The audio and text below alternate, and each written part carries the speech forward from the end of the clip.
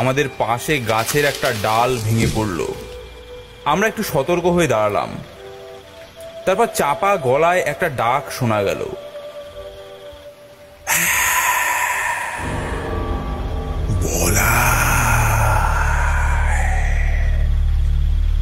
লালু।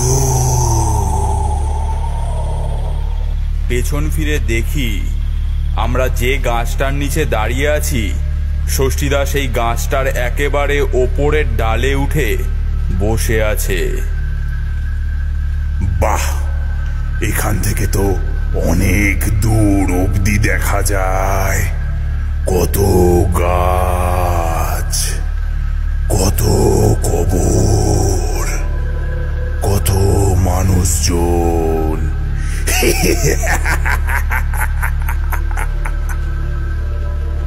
ও ষষ্ঠীদা, গাছের ওপর উঠেছ কেন? আরে ডাল ভেঙে পড়বে তো। বলাই, লালু, তোরা উঠে আয়, দেখ কত বড় গোরস্থান।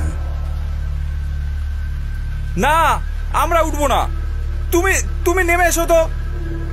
তারপর আমাদের পাশ দিয়ে একটা ঠান্ডা হাওয়া বয়ে গেল, আর চোখের নিমেষেই দেখলাম ষষ্ঠীদা গাছ থেকে নেমে আমাদের পাশে দাঁড়িয়ে আছে।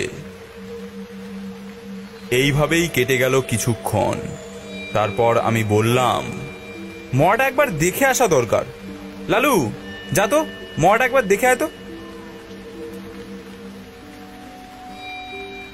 বলাই, কোনো শব্দ শুনতে পাচ্ছিস?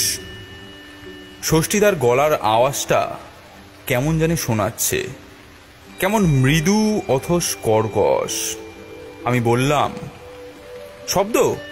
হ্যাঁ, খুব জোরে ঝড় বৃষ্টি হচ্ছে, সেই শব্দ। না, একটু মন দিয়ে শোন।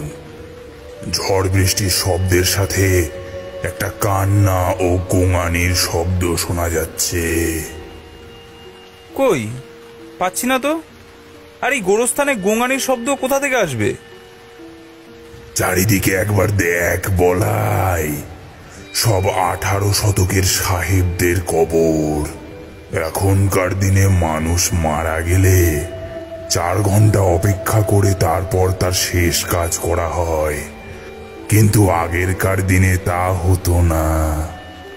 সুতরাং অল্প সময়ের জন্য নাড়ি বন্ধ হলে মানুষকে মৃত ভেবে কবর দিয়ে দেওয়া হতো। তাদের মধ্যে কেউ কেউ সত্যিকারের মারা যেত, আবার কেউ কেউ বেঁচে থাকতো। কবর দেওয়ার পর তাদের জ্ঞান ফিরতো। তারপর তারা প্রাণপণে চিল্লাতো, বাঁচার জন্য প্রাণপণে ছটফট করত, কিন্তু তারা বাঁচতে পারতো না। কবরের মাটি ফুঁড়ে তাদের চিৎকারের আওয়াজ বেরিয়ে আসতো, কিন্তু শোনার মতো কেউ থাকতো না। কি বলছো ষষ্ঠীদা? আমি তো কিছুই শুনতে পাচ্ছি না। কিন্তু আমি শুনতে পাচ্ছি। তারা সবাই ক্ষুধার্ত।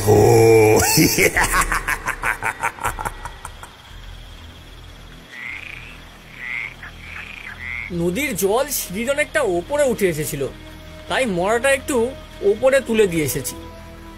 আর নৌকাটা জলের টানে ভেসে যায়নি তো? না না, নৌকা ঘাটে বাঁধা আছে। তারপর আরো আধ ঘন্টা কেটে গেল। অনেকক্ষণ তো হলো, মরাটা আবার একটু দেখে আসি। দাঁড়া, এবার আমি যাচ্ছি। সাবধানে যেও ষষ্ঠীদা। ষষ্ঠীদা মরা দেখতে চলে গেল। আমরা দাঁড়িয়ে রইলাম গাছটার নিচে। বৃষ্টি তখন অনেকটা কমে এসেছে।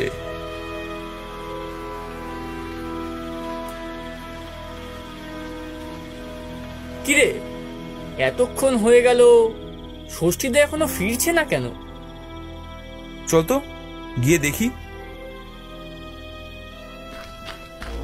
আমরা দৌড়ে ঘাটের সামনে গেলাম। গিয়ে দেখলাম ষষ্ঠীদা মরাটার বুক চিরে মাংস খুবলে নিয়ে খাচ্ছে। কি ভয়ঙ্কর দৃশ্য! সিঁড়িটা পুরো রক্তে ভরে গেছে। ষষ্ঠীদার চোখ দুটো রক্তের মতো লাল হয়ে এসেছে। তারপর ষষ্ঠীদা আমাদের দিকে ফিরে তাকালো, তারপর এক বীভৎস অট্টহাসি দিল।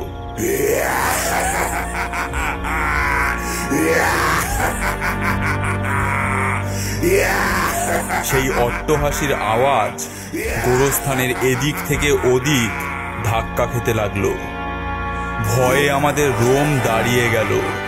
হয়তো আর কিছুক্ষণ পর আমাদের অবস্থাও ওই মরাটার মতন হবে। না না, মনে শক্তি জোগালাম। সামনেই নৌকাটা বাঁধা ছিল। আমি বললাম, চল লালু, চলে আয় তাড়াতাড়ি। কোনো ক্রমে দৌড়ে এসে নৌকাটার উপর বসলাম। তারপর জোরে জোরে বৈঠা টানতে লাগলাম। হাসির আওয়াজটা তখনও ভেসে আসছে। জোরে জোরে বৈঠা টান বলাই, ও আমাদের পিছনেই আসছে মনে হয়। জোরে জোরে বৈঠা টেনে আমরা অনেক দূর চলে আসলাম। বৃষ্টিটাও কমে এসেছে তখন। আকাশের কালো মেঘ সরে ভোরের আলো ফুটে উঠছে। সামনে রামঘাট চোখে পড়ল। নৌকা সোজা রামঘাটে ভিড়ে দিলাম। সেখানে গিয়ে দেখি ষষ্ঠীদা আর কানু ওখানে আগের থেকেই দাঁড়িয়ে রয়েছে। ষষ্ঠীদা বলল, কিরে, সারা রাত কোথায় ছিলি তোরা? আমরা তো সেই কখন চলে এসেছি। ষষ্ঠীদাকে সব কথা খুলে বললাম।